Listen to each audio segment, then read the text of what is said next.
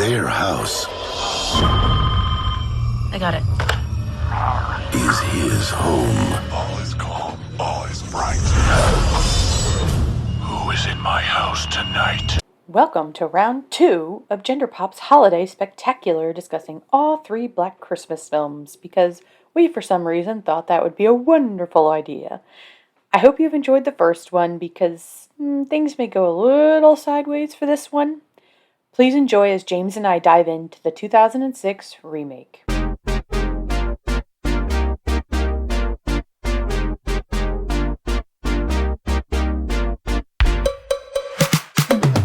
So here we are for not really Black Christmas 2, but the second iteration of it that's been done. Aren't you if glad s- we decided to do like a three-part version of this rather than just all as one? I wonder whose suggestion that was.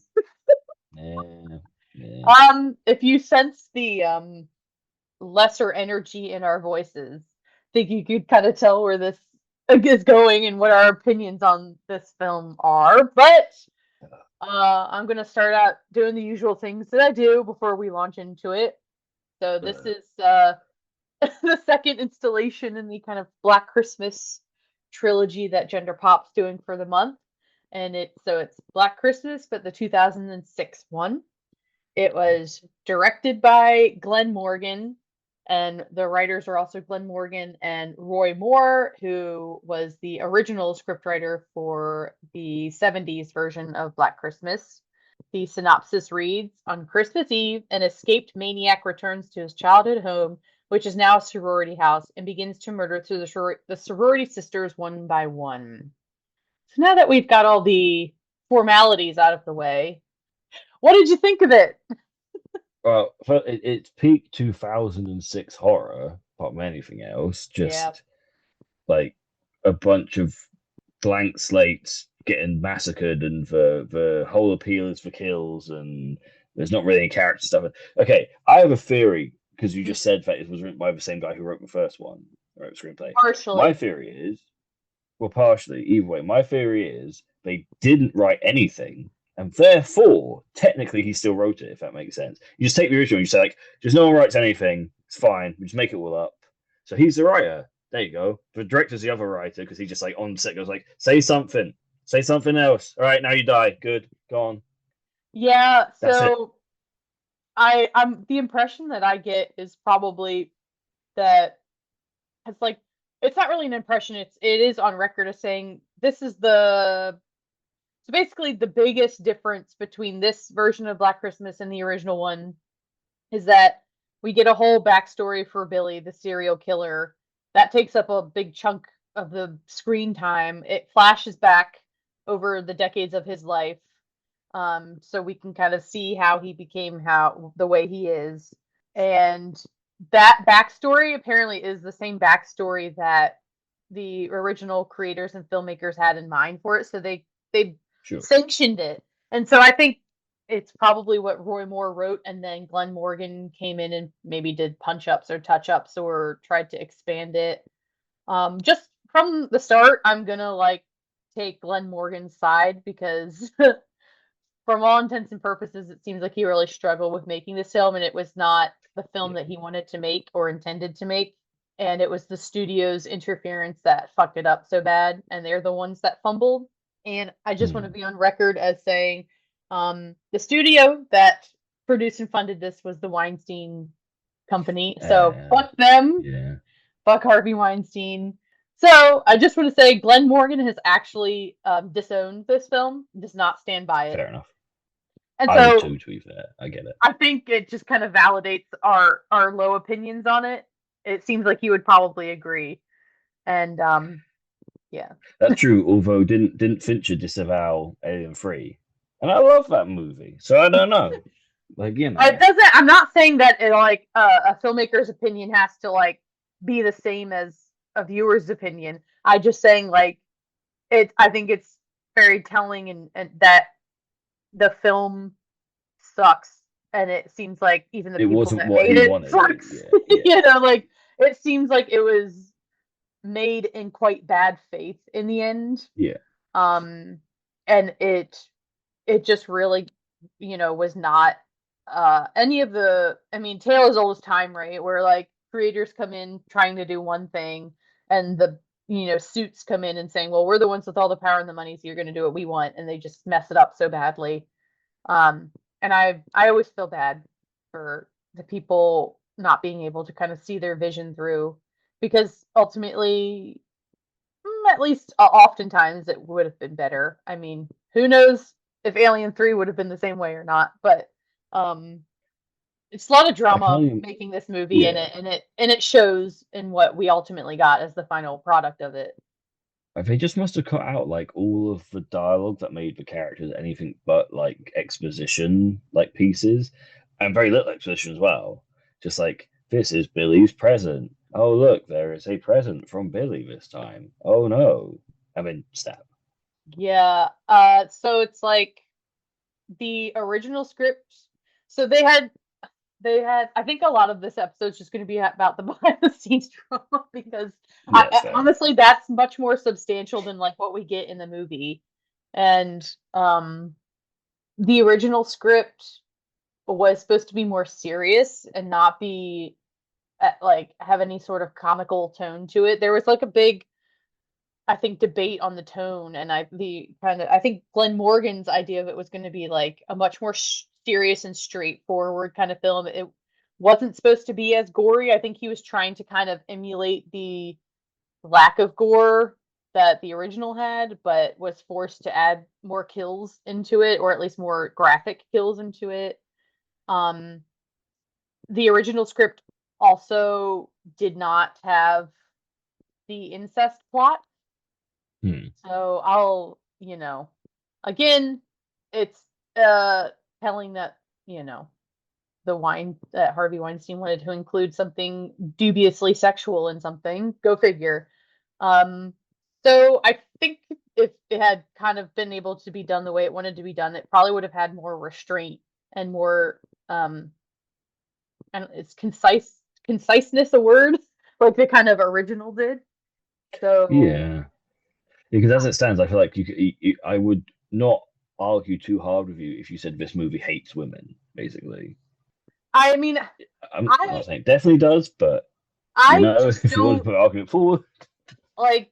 I mean, I want to engage with that just because it's a podcast about gender, but I think for me, what I took away from this is that like I don't even think a lot of people behind this film even had any sort of strong feelings about anything, and that they just kind of it was kind of a cash grab, and was just trying. They thought that maybe they were being cool by like reimagining this horror film from the 70s, but I don't really know if anyone's heart was in it once it became what it became. I think at start, Glenn Morgan and the other people probably saw it as an exciting project to be able to do, but like I think back to our last episode where I mentioned that the director and the star didn't think the abortion uh, topic was any sort of kind of commentary.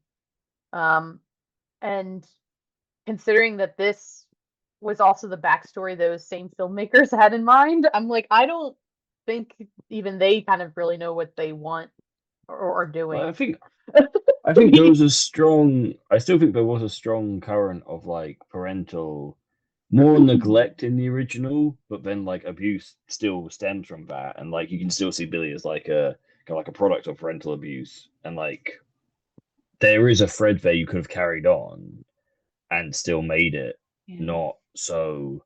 As you say, with the added incest thing, that's kind of where the like because that puts all the blame on the way they've ended up filming it, no matter what was supposed to happen, puts all the blame on the mother, which then goes to Yeah. Billy, which then also they bring in Agnes, so it's like also a female killer who then is played by a man, right? So yeah, I mean, I found that to be an odd choice. Again, it didn't seem like they were making any sort of commentary with it. From doing my Yeah, they didn't. research, it reads like, so the person that we mostly see on screen as Agnes he's actually a cinematographer, I believe, named Dean Friss. It was his first acting experience he'd ever had. and actually it was mostly a stunt double that we see until like the third act. I guess until they actually wanted to kind of more reveal the character more and like see her face and stuff. Um, it seems like the kind of Agnes thing was tacked on also near the kind of end, or maybe further into the process, because Dean Frist was originally hired to play Billy, which would make sense. The casting is fine, whatever. And then they wanted to throw in the kind of Agnes plot of her. They wanted to make it a two killers thing just to cause confusion. That's all it was about. And I guess they were like, well, we already have this one guy, so let's just put a wig on him, make him wear some lipstick, and roll with it. And it's like, I don't know. I was reading more into that than it was intended. It's not any sort of like gender confusion or commentary or identity crisis, but it It's really not just like giving a nod to Sleepaway Camp or anything. Yeah, it's like it was just them using an actor that they already had for a twist that doesn't even work well. Like I don't know if they thought they were being clever or they were just trying to like save money on needing to like hire another actor. the reason I would argue the hating women thing is because you can say a lot via omittance as well as you can by putting stuff in there. So like by putting the dude in this role, you're kind of like taking away like a meaty possible killer role for a woman. So you're kind of taking that way, and then you've got the girl in the glasses, the no girl who appears, and then like she could have been Agnes. No, she's dead. Well, and then they have like the girl who's like cheating on the main girl with the guy, and then they're like, oh, is something? Oh no, she's dead. Like you're not letting these female characters have actual meaty good roles where they can express stuff and have like conflict. It's like, no, okay, you're gonna appear, we're gonna possibly tease that something might happen, and then you're just gonna die. And like sometimes it'll be seen, sometimes it will, and whatever. And it just feels like if you don't care, you also are taking something away, especially because it's like the original. The whole point is it's like this really like good role if you're like a young actress in those films. Like you've got this great like actual interesting part to play. All of the girls get some kind of like showcase. Even I mean, apart from obviously Claire in the first one, she's the lead, but then she's quite memorable even in her couple of lines. So it's like, oh, like you've even got that, and you're like the focus, at least the idea of you to focus the whole movie. In this one, they just don't care about any of that stuff. So it's like, imagine if you were the actress getting a role and you actually knew about Black Christmas. You're like, oh my god, that's so cool. I'd love to be in the remake. Oh yeah, that's gonna be amazing. Nah, no, it's not gonna be. Don't worry about it. Like Well, that's why it annoys me. it's funny that you say that because I don't think a lot of the women that were in this were like insanely excited and on board to be in it. Yeah. So Michelle Trachtenberg, I think she was original because like at the time she was actually probably the biggest name of all of them. Yes. So like the main sorority sisters for people that haven't seen it are Michelle Trachtenberg, Katie Cassidy, Lacey Chabert, Mary Elizabeth Winstead, and then the house mother is played by Andrea Martin, who played a character in the original Black Christmas. It's not the same character, but she came back to play the house mother this time since she's older now. And Michelle Trachtenberg was supposed to kind of be the main character, the final girl one, but she didn't want to do that. She basically would only agreed to be in it if she could die, like have a big death scene and all that stuff. um, and then I think Mary Elizabeth Winstead was also going to be considered to be like the main character, but she had just finished. I think it was doing a Final Destination, and she did not want to like kind of repeat. She was like, I just did like a horror movie. I don't want to kind of get stuck like pigeonholed in this. So she was like, and I'll be in it, but yeah, it was directed by the same guy. No, maybe it wasn't, but he said that he. Oh my God, what was the story? I don't remember if it was the director or somebody else, but like he basically was like in the airport with her and was like, will you do this movie? And she kind of was like, well, yeah, but if I can do this character, because she didn't want to be like as big of it. She thought, I think I read that she thought that was a more interesting character and it was different enough than what she had just done that she was like, yeah. So it's like a few of these actresses were kind of doing it as a favor or had some sort of condition around being in it. So it's like I don't even think maybe the other actresses were excited for it. I'm sure. Um, but at least the kind of ones that maybe were kind of more up and coming and maybe had more opportunities didn't really see this as something that was like amazing to do. So I mean, you can kind of yeah, read it from the acting. To be fair, I'm not gonna lie. Like, I mean they're so it's. subdued.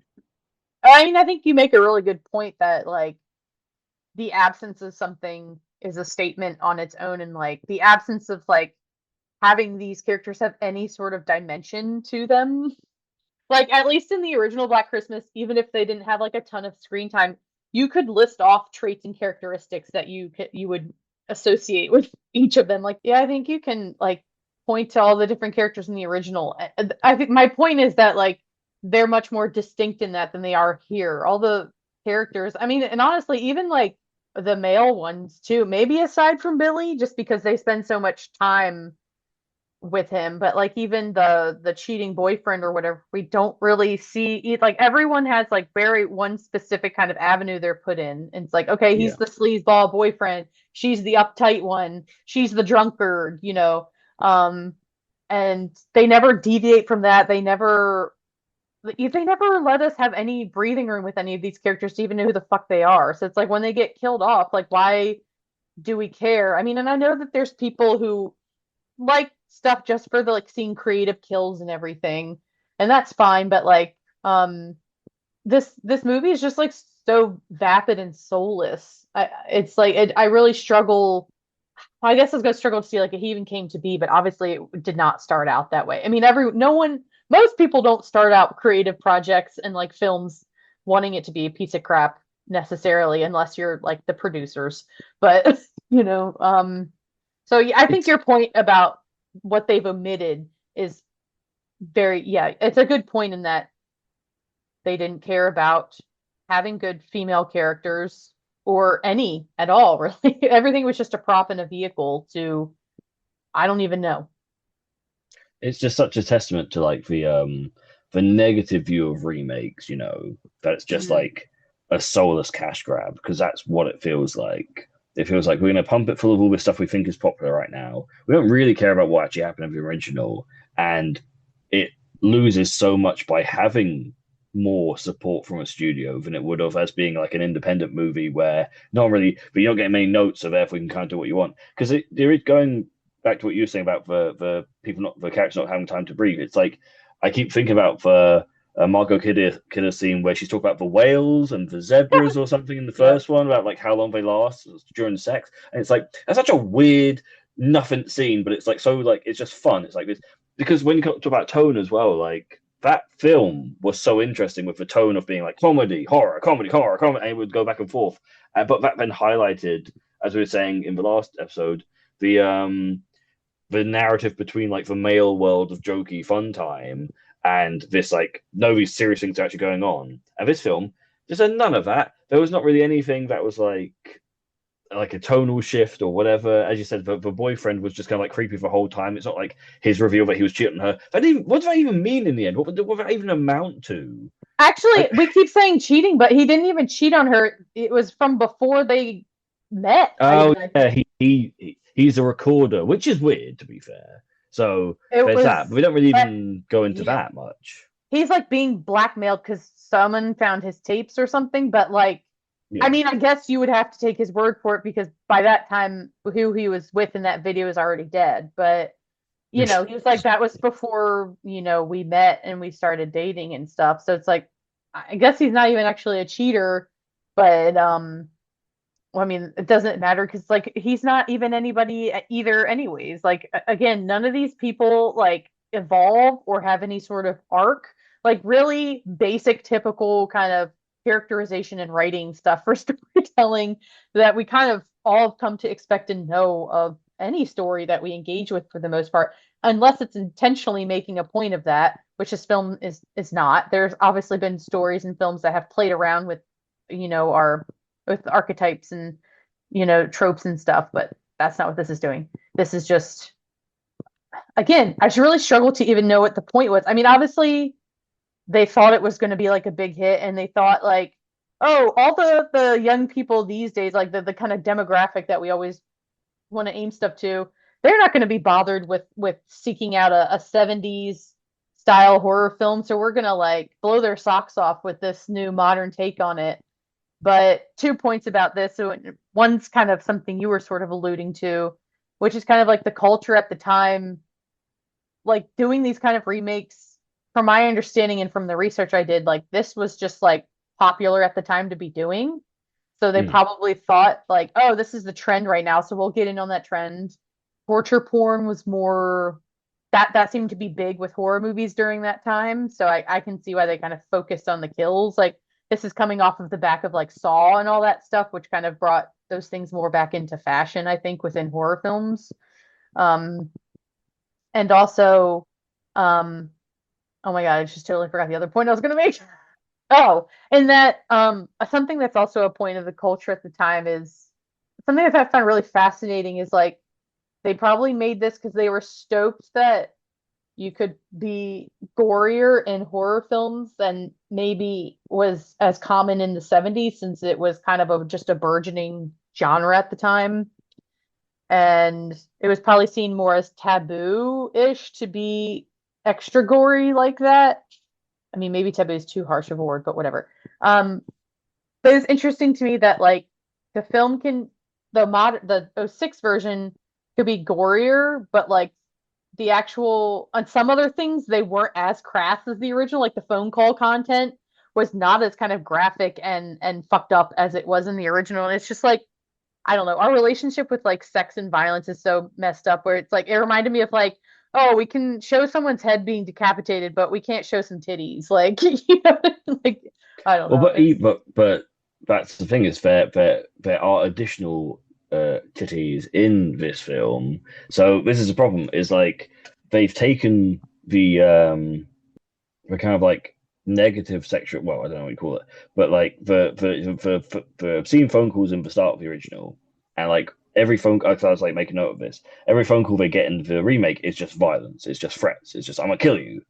Get out of my house, I'm going to kill you. None of it is sexual at all. There's none of that elements taken away. So you're kind of like taking away this idea of like this invasive, creepy guy, even though then you're adding it in later, but it's more titillation then because it's when he's trying to like spy on that girl in the shower, which doesn't happen in the original. And it's like, and also he's like trying to feel her up at one point, and in the original he's like scared oh by her when he confronts her. It's like taking all these ideas about like the emasculated, desperate male, which we have in the first one, and turning it into more of like the creepy, oh look at him, he's a pervert, violent, like scandalized. Like it just makes it's making for women into objects more so than the original is like, well, look at how horrible the situation is and how what you do. You're gonna have to listen to this kind of phone call and hear it. Like how we were talking about how the phone operator was the most sympathetic guy in that because you got to hear the calls and we get to hear the calls of the audience in the original. Whereas in this one, the calls are just like, oh, I'm gonna kill you.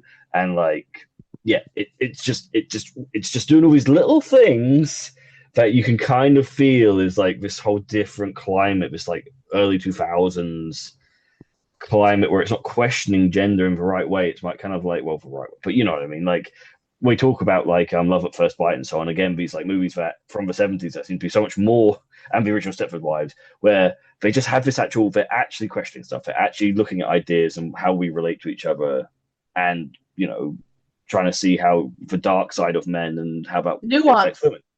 Yeah. Whereas this and all the Stepford Wives as well, just want to reduce it to either a joke or titillation or like, oh look, we can like show women are like equal to us, so that means when we show their titties, it's fine. Like, yeah, it's some weird mid 2000s mindset, and it's just a bit, in hindsight, very creepy. I don't like it, and you know, this is someone who grew up as a teenager at this time, and I just like still though looking back, you're just like, and when people stick on these movies and defend it, like for nostalgia or whatever, I get a bit like, really though?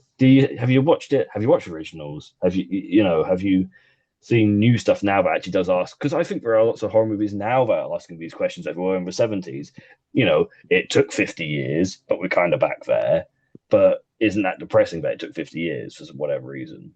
Like, Yeah, I don't like the early 2000s was such like it you can see the kind of like through movies like this, the kind of like regression that we had through like you see how they handle it in the 70s to how they handle it then, and it's just like we didn't learn. It just seems like we didn't learn any sort of lesson, or we stripped everything for parts then, and like I don't even know how to describe it. It's just like it's like we all just were airheads. Like nothing was coming in, going in one ear and out the other. Like it was just so weird that like there was no genuine kind of awareness, or and like I'm speaking in generalizations. I'm sure there are plenty of people. I mean, I was quite young during this time, but like there's plenty of people that cared and were. I mean, there's been plenty even movies at that time that are good and all that stuff. I'm not trying to like just bob off the entire like decade or whatever, but it is kind of weird to see this pocket of time where again, I'm just gonna keep using the words, where everything felt very like soulless and vapid and most common denominator, like lowest common denominator for everything. And it's just like we weren't, just like societally we were not tapped into like I don't know, even our own kind of psychology, and like even wanting to have like in-depth conversations about things. And it just really comes out in the kind of media and art of the time. And it's I just think like, I don't know. It's no reason we look back on a lot of this and are like, wow, the movie's making the wrong point and lesson here for us to take away from this. there were still like underground. I think the difference is that back then the mainstream was very soulless, and you had to kind of go to your indie stuff, which was quite hard, like harder to find like meaning and stuff. And that was kind of like the accepted way things were going to be. You wouldn't go to see Transformers for it to be. That's the difference. Whereas like now we kind of like criticize, say, a Marvel movie, but if you compare a Marvel movie to a Transformers movie, it's night and day. There's so much more in those movies. I'm not saying there is as much as there are in other movies, but the mainstream now actually has sometimes got a point. So like look at the Substance. I mean, but I think it's fair to call for Substance mainstream. It was pretty big. Like I feel like like Sinners or Weapons. These are big releases. They made a lot of money, or Barbie, like whatever you want, Oppenheimer, so on, blah blah blah. But for points, you could churn out a list of movies of the last like 10 years that like were big hits, but also had some substance to them. Whereas in that time, that Hollywood, there's just like nearly anything was like. I'm sure there's probably exceptions that people would say if they were listening right now, like to say like no, actually, but in general. But that doesn't mean to say there weren't, decent things being done in the shadows or whatever you call it. Like there was some good independent stuff going. A weird side shoot is like comic books at that time were amazing. Like in terms of like non-superhero stuff, there was a lot of really like stuff you're seeing now like for boys. That's when that was made. Things like a lot of comic book things that are now media properties. They were being like put out in this decade because everyone was sick of that and went to other mediums and so on to like that's how YouTube started. People want to find a different way of getting their stuff out there. So there is a certain picture of culture that if you just look at the mainstream stuff, it paints a blanket. If you weren't around at that time, especially that much, if you're just like growing up, then I can see where you're like, was it really anything at all? I think there was some stuff. It just there was just a rejection of society when it came to the like 1999 2000, because there's so many movies there like The Matrix and like Fight Club where it's like, oh, look at what's happening, it's all terrible. But then what got rebuilt was awful in terms of the mainstream. It was only like subculture stuff that was good. I don't know. I'm sure there's amazing. 99 is known for being like such an amazing year for films, and it's almost like the rest of the decade was a backlash to being like, it's a reset, man. You front loaded it way too much for the millennia in 99 that like, it took a while for movies to recover from, that all, I don't know, but it's just like, it is. I'm going. I don't know. I was making a sweeping statement, which is that if you like, have this big revelation and like down tools, like give up, as like say if you're in the Hollywood like mainstream, you're like, screw this. The only people left to pick up the tools are the soulless marketing people. That's the problem there. That's the issue with a band. It's really hard, but I don't know what you do when you're in a system and you decide you want to give up a system. They're the people who take it up afterwards. But like the people who don't care, who are still here because they don't give a crap. Well, it's the eternal battle of art versus commerce, right? It's not unique to the early 2000s, and like obviously we're both biased just because it's like we were alive for that time. I'm sure we could find plenty of like articles and interviews of people saying something similar about the 80s and the 70s and the 60s, whatever. But it just when you have such stark contrasts, when it's inevitable that if you're going to name something Black Christmas after there already became a Black Christmas. I've got a point, which, Yes, I want to hear your point. as you said, if you're going to name movie Black Christmas, exactly on that, the remakes in the 2000s feel soulless and terrible. Okay, so I'm sure there are remakes, that aren't like this, but the two remakes that instantly spring to my mind from the 80s are The Thing and The Fly. Two remakes that completely redefined their original, 50s movies. And I mean, I like both of the originals, honestly, from 50s, but, those two are also seminal movies that people love. So there's not an excuse. This is why I don't like people who blanket criticize remakes, because, there are remakes that are great. All right, there are people who have taken a film and made it so much better, or at least a completely different version, and it works and it's cool and it's yeah. So when you see these Souls remakes, it makes me more annoyed, because it's you're just such a, you didn't have to be like that. And I know there's always production stuff behind the scenes, but still. Context and culture matters. Like, you have directors of each of those films, The Fly and The Thing, when they made those movies, they were pretty on top of their game in their career, right? Like, they were already well-known, famous directors, so they probably had a certain sway and leverage, whereas Glenn Morgan was coming off of a flop, and this was kind of giving him a second chance. It kind of comes across as, and also just studios that you're dealing with. Some are more heavy-handed than others, so it's maybe those two other directors with the kind of power that they had were able to kind of do more of what they wanted. It's oh, well, do you want a John Carpenter movie, or do you want some soulless piece of shit, which I'm sure is close to the wording they probably would use, considering how ornery of a person he is. But so it's kind of I don't know. It's hard to compare, because status and power matters, and it's name recognition alone, at least back in the day, used to matter a lot in that kind of Hollywood industry. But it does I don't know, it just does feel like there's no reason for this film to exist. And I like remakes too, and I think those are good examples of people who had a very strong vision for what they wanted to do and were able to see it through. And it does make me wonder that if Glenn Morgan was able to do what he wanted to do, would we be, singing a completely different tune about this movie? Who knows? Maybe it still would have sucked. I don't know. Maybe it's so. But I mean, I know a lot of the movies in the edit and so on, so there's so much difference. But it's the way the film looks even feels wrong.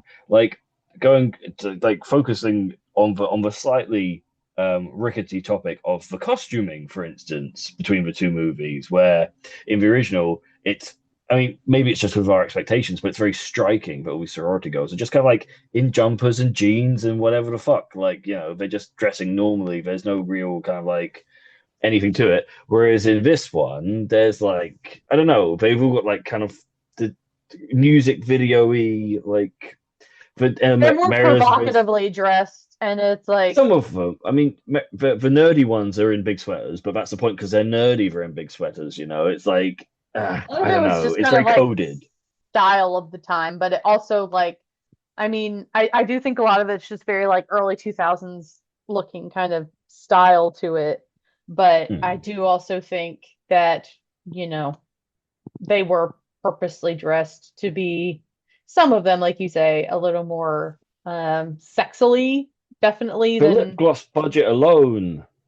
well, I mean, God you do damn. have the tight shirts with one girl has a freaking bustier looking thing on underneath it, and I'm you're not just hanging around in a sorority house during a snowstorm wearing in a a lace snowstorm. bra. I don't know. I mean, some women do. I'm not that type of gal.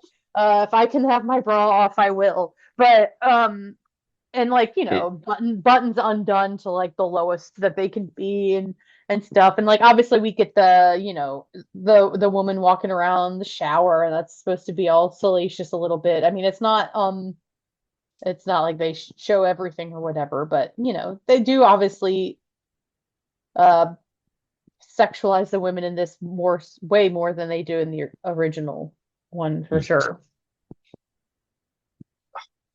So I don't know. Just getting rid of the abortion plot as well is such a big deal in terms of like that conversation because you still could have probably said quite a lot about that at the time, especially because I'm not even being funny. If you want to go through the torture porn route, right, you could do a lot with that if you wanted to go about like a woman's body and her choice, and then like counterpoint you getting tortured. Like you could have had themes, man. Well, You could this have is done my it. point of showing society's regression, where it's like in the 70s we were willing to have offer that up as a point of discussion. I'm sure people weren't happy. There were plenty of people that weren't happy with it or swore the movie off when they found that was part of it, whatever. Like it, because it's always been a contentious topic.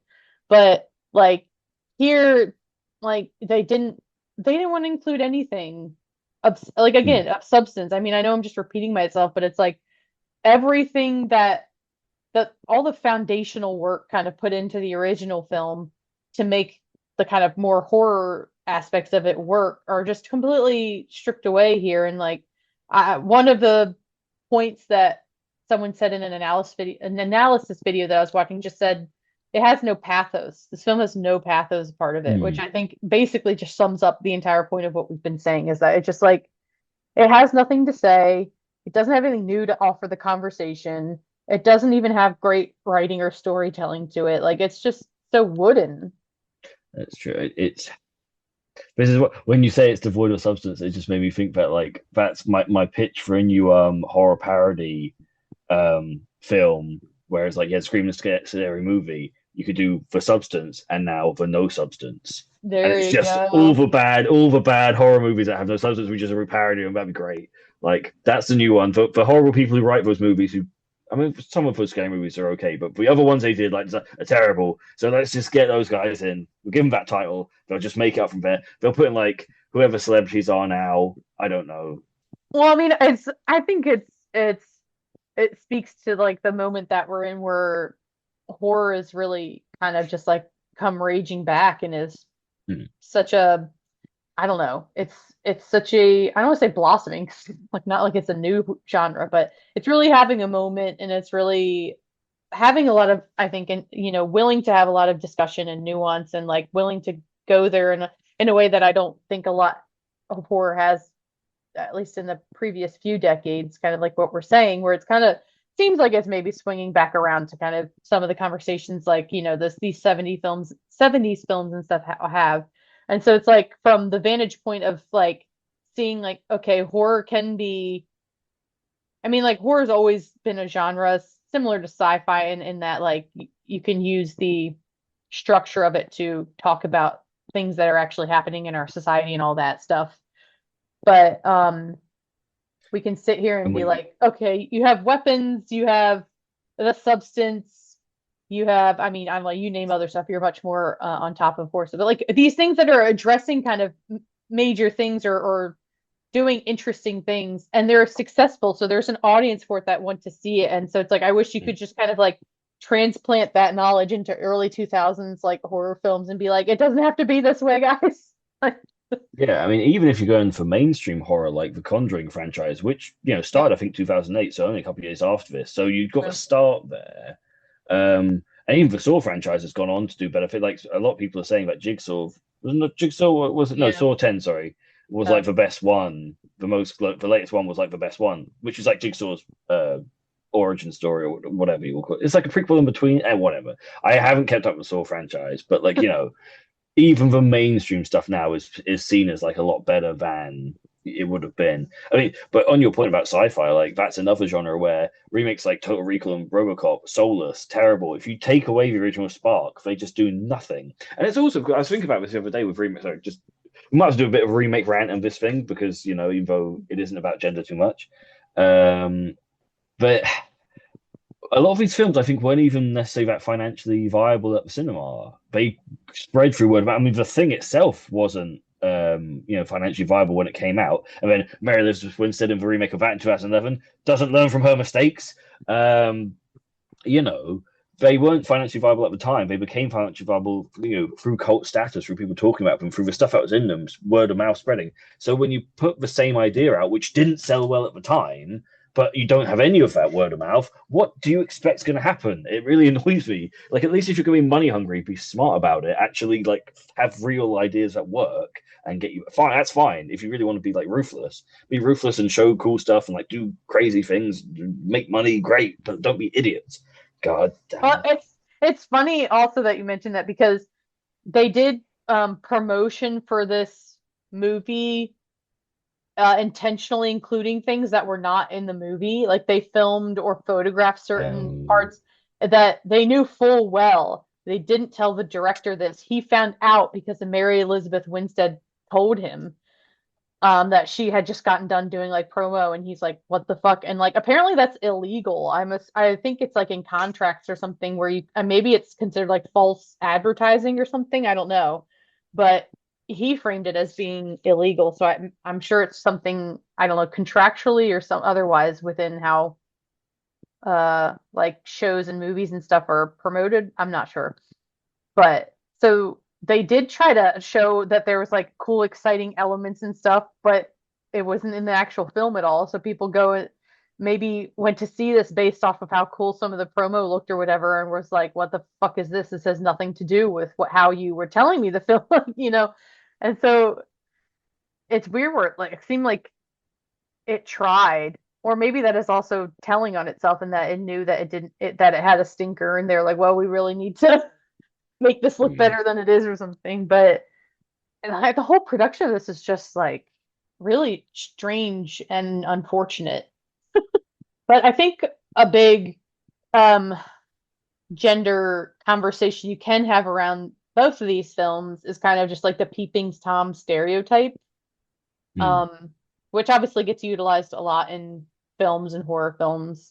I'm not quite sure kind of where that originates. It might have come from the movie called Peeping Tom itself, which I think came out in like 1960. I actually just watched it for the first time like only a few weeks ago, like last week or so, from when we're recording this. And it's like I heard so much about it, and that is also another film that seems to be regarded as like the first of its kind. I think it seems like the first like serial killer kind of movie, or at least maybe how we understand it in modern times with our kind of true crime obsessed you know, population of people, fans and whatever. But and like it just since I saw that, you know, in close enough proximity to these movies, it just made me think about how that the concept of that kind of peeping Tom, you know, voyeuristic type of antagonist in movies, and how that's usually obviously wielded at female characters it's kind of probably the biggest kind of gender takeaway that I could have from Black Christmas 2006, because they really leaned into that even more than like the OG. Not in terms of, I just mean like literally just like showcasing his eyeball just being everywhere. All that stuff. They really just drove that home. Whereas in the OG, you just get a lot more of him kind of like walking around and like seeing the attic space and all that stuff. But I don't know, I just wanted to get your thoughts, and like since you've seen a lot more horror movies than I have too, probably, like, yeah, how do you see that kind of trope? Do you think it's evolved or changed since either the original or this version of it? I was trying to find a gender connection, and it just like again, since I had just seen that movie, it was like on my mind and everything, and I'm like, it is such a kind of used thing so much, and obviously it does always mostly tend to have a gender slant to it, where it's just a man being creepy watching a woman. So it's like at least there's something there with that. Yeah, I think when it comes to the peeping Tom trope, I think I touched on this slightly before. In regards to peeping Toms, I touched upon this before, but there's in the original, as you said, he's not really a peeping Tom. He's more like a force of like male threat that comes into the house that's kind of like ever present, and that's part of the themes. Is like, you know, you're always dealing with this threat, whereas because you're localizing it to like a titillation, or like the literal titillation of him watching her in shower and whatever, and he's got all these peepholes and stuff, which doesn't make any sense, by the way. They never really explained how like I mean, I get that like he was there for years, so he probably set up these things, but then they seem to think he was trapped in the attic because he wasn't trapped. The whole thing doesn't make any sense, first of all. But then, and also, you could have used that, right? If that was the case, where you had all these peepholes and stuff, you could have used it where there's all these like saw traps, and like the girls keep wandering into the saw traps because they've just moved into this house. They moved in, and there's a snowstorm, so they're stuck there. Oh no! Oh wait, there's all these. There's so many ways you could have done this movie which fit the themes they wanted to do. Like, and even though it would have been a complete betrayal of the original, at least you would have had this like kind of like cool, yeah, torture porn movie you want it, and like in this weird big house, and there's always like the new, because all it makes me think about is new movies like you got the boy and the boy to Bram, which is very much a guy in the walls. That's the whole plot of that movie. And then you got Heretic, where it's like that's a whole like the design of the house is very like plays very much into that movie as well. And it's all about like it's about control, which is really interesting, but not like in a.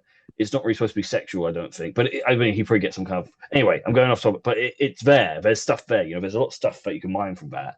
Female victims still. Well, yeah, exactly. There's stuff. Whereas this one, yeah, with the people, it just seems like it was just there, just as you say, for like we've got the Weinstein connection and all this. It does just seem like an excuse to get like a bunch of like teen girl, well, not whatever, 20s girls, how old the actresses were in a house and just kind of like film them and like we are the voyeurs or whatever you want to say. Which is not good. It pollutes the soul, this type of thing, man. Like, so I don't know. There are ways to handle it, which are a lot better, like Maniac as well, where it does kind of like dissect the male psyche and like why, as men, do we have this obsession with women's bodies and like what does it do to us, what does it do to them, and there are lots of questions to ask about this. Whereas this movie does not ask questions; it just goes like, it happened. I say the shower scene doesn't even like mean anything really because it doesn't lead to anything. It just like we're just doing it for a few seconds. It's not even it doesn't even because even in a normal slasher, you have the whole idea of like the characters transgress by having sex, and then once they're in the shower, they're even more vulnerable, and then they normally get stabbed. That's where they die because that's a whole like moral play. I mean, I'm not saying I agree with that, but that is a moral thing that they're doing. There's a purpose behind it. If you watch every Friday the 13th and Halloween movie, there's almost always a sex scene followed by a shower scene followed by someone getting stabbed in the face. Psycho. Yes, exactly. And the original template for it is there. And also, he is a peeping Tom, and he does have holes all over. Like, so they've done it already with that. So again, you're just retreading old ground, honestly. Like the shot remake of Psycho, which is such a Yeah, but even Psycho, like there's like a point to it. There's a psychology behind it. There's a pathology behind it, and it's like that's also an interesting thing because like even the sequels to that. I mean, I've only seen the first sequel to it, but it's like not bad. You know what I mean? It's like you would think like that could be the biggest like freaking fumble of like all film history to follow up like one of the most beloved, like respected kind of like genre breaking movies, and like really you're gonna come back like 2 decades later and like whatever and like just follow around like a mopey Norman Bates, but like I and really at like least Psycho 2, yeah. yeah, but it's like interesting because you see, at least, especially like Anthony Perkins, like this is a guy that like you can say that he's just like going back to what made him successful because he struggled to like move on from that, which is fair enough and like which sucks because like I think he's a great actor. He did good work before Psycho, but anyways, but But they like actually did do something interesting with it as a point, isn't it? They yeah, actually did the fact that sorry, spoilers for Psycho 2 if you haven't seen it. He's not the killer in Psycho 2, and Mm. that's kind of like the point. Is that like you Mhm. follow him around waiting for it to happen, waiting for him to snap, and he That's don't. like my point. Like even if that movie did suck, like this was someone or people that at least like really like loved that character, believed in the story around that character, were interested in exploring more depth of that character. So it's like at least they were coming from a place of like actual like love and passion. Because like no one, I mean, maybe they saw dollar signs with it, but I would think that making a sequel to Psycho would have been kind of unpopular. I don't know because it's just like why, but um I think that just goes to show you that if you're again coming to something like in good faith, it can even make a difference even if it sucks.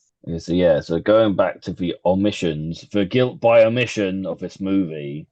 Another thing I noticed was that they use the storm to blame for like why nothing happens, why no one's there to help them, instead of the cops just being inept. Like they completely skip that whole plot line again about like trying to get the police to actually help you when you're a woman in distress, and just go like, oh, there's a storm. It means we can't get help. Oh no! Like just making it so super generic while also taking away like an interesting plot point. It's just like also on that point. Something this technically is just confusing, and I suppose my cynical brain makes me think it's just like, oh, it's just another excuse to get another hot woman in. But they replace Claire's dad, like an old dude who comes in and is quite ineffective, but whatever in the original, with like her older sister who she's estranged from. And like again, they don't really do anything with that because she's already dead, so you can't really have any conflict. And it's kind of she's just someone who appears out of nowhere. I suppose again to be another suspect for the killers, who and it's not. I love how they throw out all these suspects, and it's like, well, one, you showed us this asylum scene in the beginning of him break, so we know it's this guy and he's actually there. First of all,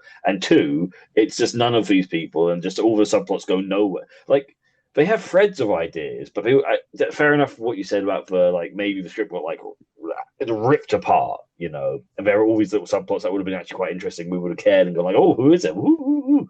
And it would have made a difference. But it is just weird to me that they replaced this old dude with like this attractive lady who they can have just another attractive lady in our movie. And the storm thing is just so director's nepotism. Is it for directors? Oh, is it? Well, that's amazing. Nepotism. Let's throw some nepotism in there as well. But yeah, one of the things that really annoyed me is how like you're watching the original back. And this is why it's so great to watch all these movies in a row, like with the Stepfords, where it's like not only do you see the terribleness of this movie, but also the fact that like the original has so much like community stuff, like the whole town is involved in so many aspects of the movie. Because when you think of Black Christmas, the original, your brain does just go to that one house. You do just think about the house and Billy and the phone calls. But when you watch again, you're like, oh shit, no, there's this whole other thing going on here. And they're kind of like really commenting on like that society and like the suburbs or whatever you call it, and like how that all works and how you can like be helpless in your own home even though you're surrounded by people. And this movie just takes all that away by having no one around them and no one comes in and interacts at all.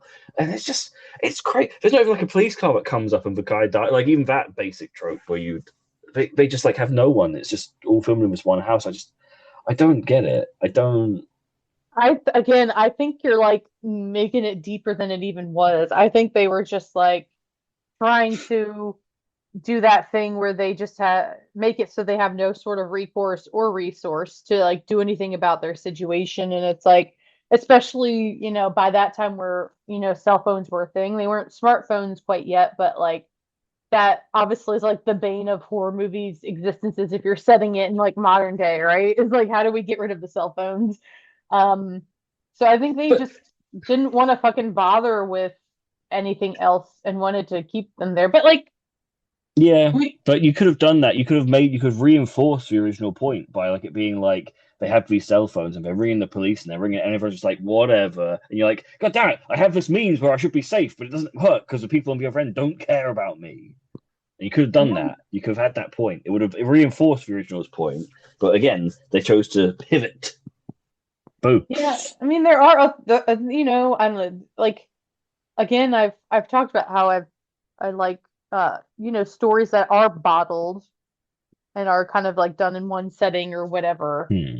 But like it goes to show you that you still need a good enough story to like make that work and not for it to seem silly. And like also especially when you have another example, the original where it does have that, because all this comes across as having like no world building whatsoever involved in it. I mean, I don't know, you think of something like The Shining, which is mostly contained in one area, but like it has so much kind of lore and character to it that you still get the sense of something more enormous around it rather than just like watching people lose their mind in a hotel or whatever. Like it can be done well and be interesting, but it's like, I don't know. What you're saying to me is they should have added a scene where a bear is blowing a bloke in the background of one of them running around. Of course. That's what every movie needs is the blowjob bear. We know this. A bear blowing a bear, yeah.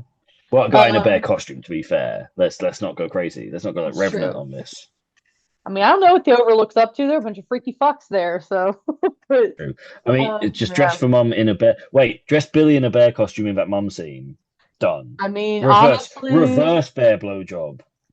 It might have You, seemed you even turned into less Robot's head. freaking gross. I mean, that whole thing, like, I think that was one of my biggest gripes with this is like all the horror elements, like, they were just throwing everything in the kitchen sink at this. They're like, let's do incest, let's do the creepy siblings, let's do the goriest kills, let's do, the dysfunctional parents or the kind of antagonistic mother, like, let's have some cannibalism in there. Like every single kind of like it just was like they were just throwing it all in there, just pure shock value. And it's like the reason you can include really messed up topics like it's not that you shouldn't necessarily like include any one of those things in movies.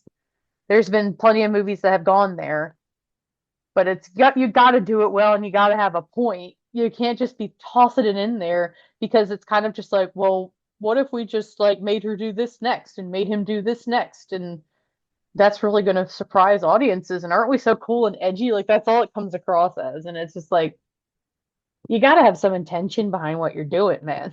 Yeah, because I don't know why we made him like a cannibal. Like it is as you say, it's just kind of thrown in there. Like it's like, oh, people like that, so why not? I mean, again, this feels like there's no point to anything. I mean, I think we've given it more point than like the movie actually has. Like, I don't know. I think they thought they were doing something with it and we're just kind of, I don't know, throwing everything they could think of in there because they're like, well, we can go harder than the original, but it's like in all the wrong ways. I really do feel like the original was purposefully. I mean, because the thing is, it was quite shocking. Some of the stuff it didn't really. The bag over the head thing is quite graphic. I remember you saying on our watch, like it's weird that they like took away the clear bags and replaced them with like trash bags or whatever they were, like to stop. Because surely that's more striking. So it's weird they like toned down that part of it. If you want to, Yeah. call, I don't know. Or, as you said, maybe just weren't putting any thought into that part. But it's like, ah, whatever. I don't know. Well, it's like they had that scene in the '06 one, where they're all having that fight in the attic, and the one woman falls and she knocks over the rocking chair that Claire's in, and they have that like pointed shot of it's kind of almost like a close up of Claire like falling. She's dead in the bag, falling forward into camera, and it's supposed to be like the shocking moment of the this woman like seeing, oh my God, that's what happened to Claire. We found out, and it's like, but it's obscured by this really like opaque bag, and I'm like, you're losing the impact Hmm. of it, and it's like it just yeah, it's just again another odd choice and another way that it's like I don't know why they went with that kind of bag versus like what we see. I mean, obviously in the first one, it was a very intentional that they chose the bag where you can see her face, where it's like almost like uniform to her face after she's been like sucking in on it. And it's like they go back to that shot over and over, and then it ends on that shot. It's like they very much were kind of like using it as a big point of iconography, and it's become, I think it was used on posters, like I think it's a pretty kind of well-known image associated with that film. And it's like because it's creepy and it's effective to just kind of be cutting to this poor girl with this bag still on her head, and you can still see the moment of like her death on her face, and yet they just completely, I don't know, it's people not really understanding what made the original so effective and so creepy and just trying to outdo it. But like in order to outdo it, you got to understand it. Yeah, and the fact that they discover her body, that one, the sister discovers the body, which is so much less impactful than the fact that the dad never does, and like that he gets fainted, he faints and gets taken to the hospital, and she gets left up there. That's the whole thing we were talking about with the original ending, how that's how like really dark in its own way, but like they're like mystery solved, it was a boyfriend, and then just don't even like find her body. She's just still rotting up there with the house mother.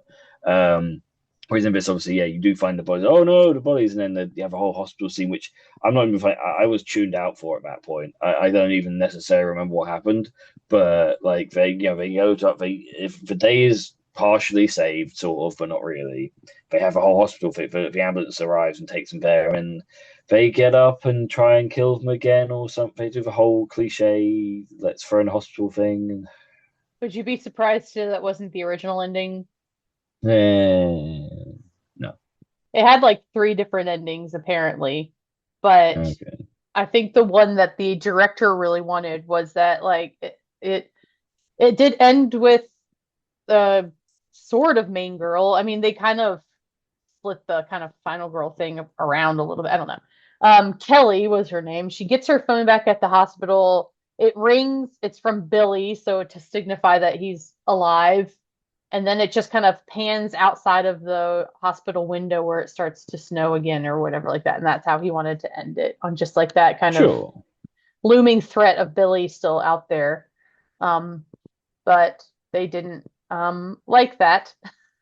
So they made him, like make that ending part a lot longer. Apparently, like there was some elements like in like the UK release, there was a different version of the ending than what got in the US because that was before they had decided to change it or something. I don't remember, but yeah, there's all kinds of messiness involved with the ending, which I think also just goes to show you that they didn't really even know what to do with this by the time they were, I guess, filming it and editing it.